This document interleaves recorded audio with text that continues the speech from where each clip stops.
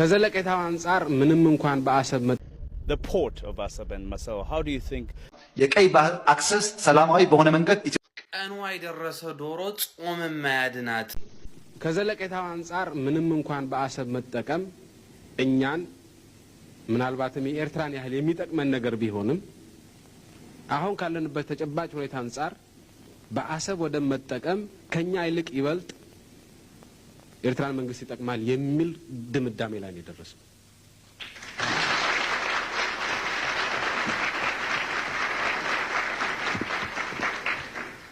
ስለዚህ በኤርትራ የሚኖረው ሁኔታ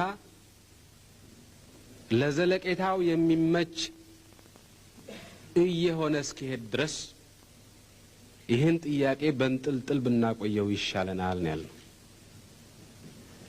ለዘላለሙ በአሰብ ወደብ የመጠቀምን ጉዳይ የዓለም አቀፍ ሕግን ተንተርሰን አናነሳም ያልንበት ምክንያት የለንም።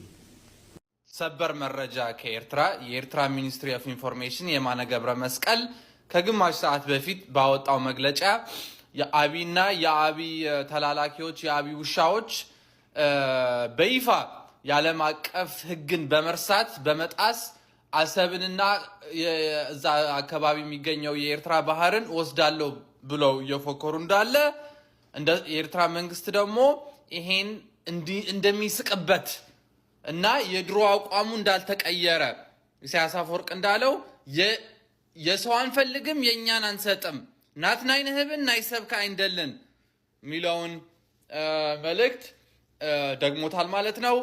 ስለዚህ ካሁን በኋላ አቢ እና ያንተ ውሻዎች ማስጠንቀቂያ ተሰጥቷቸዋል። የዓለም አቀፍ ሕግን እጥሳለሁ ብለክ ምትመጣ ከሆነና ሌላ ምንም እናወራው ነገር የለም ምንለው ነገር የለም። የቀይ ባህር አክሰስ ሰላማዊ በሆነ መንገድ ኢትዮጵያ ያስፈልጋታል። በዚህ ጉዳይ ብዙዎች እኮ ነውር ነው ይላሉ። 120 ሚሊዮን ህዝብ መቆለፍ ነውር ነው ይላሉ። አንዳንድ የተገዙ ኢትዮጵያውያን ባይገባቸውም ወይኛ ወይ ልጆቻችን ያሳኩታል። ጥርጣሬ የለውም። ይሄ እውነት ስለሆነና ራሽ ሎጂካል ነገር ስለሆነ ይሄን አስታኮ ግን ነገ ውጊያ ይነሳ ብለው የሚያስቡ ሰዎች አንዋጋም። ከማንም ጋር መዋጋት ፍላጎት የለም። ሁለተኛ ጉዳይ ኢትዮጵያን ሊወሩ ይችላሉ አገራት የሚል ስጋት ያለባቸው ሰዎች አልፎ አልፎ ስለሚነሱ ኢትዮጵያን ማንም ሰው ዛሬ በኃይል ሊወር አይችልም። ማንም ለመመከት የሚያስችል በቂ አቅም አለ። በቂ ስንገዛ ስንሸምት የነበርንባቸውን በውጊያ ክፍተት የገጠሙን ነገሮች ማምረት ጀምረናል። እናመርታለን። ሰው አለን። ጀግኖች ነን። ሰው አነካም። ከነኩን ግን ለማንም አንመለስም። ቀኑ አይደረሰ ዶሮ ጾም ማያድናትም ይባላል። መውደቅ ያማረው ዶክተር አብይ ደግሞ ከቱርኪ የድሮን መሳሪያዎች አዞ በአዘርባጃን መርከቦች እየመጡ እያለ ባልታወቀ ምክንያት ወደ ኤርትራ ካርታ ውስጥ በመግባት በሻቢያ ገቢ ሆኗል መሳሪያው ማለት ነው። የአማራ ህዝብን ለማቃጠል ጎረቤትን ለመውጋት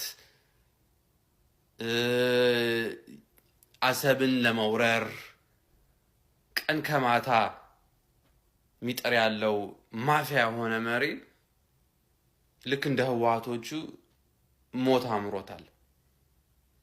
ይሄ መጨረሻ ማስጠንቀቂያ ነው። ስማ ሻቢያ ያወራም ግን አንዴ ከጀመረው ይጨርሰዋል። ታቀናለህ። ስለዚህ ኢማራትና ቱርኪ የሚያዋጡ እንዳይመስሉ እንደ ድሮ እንዳይመስሉ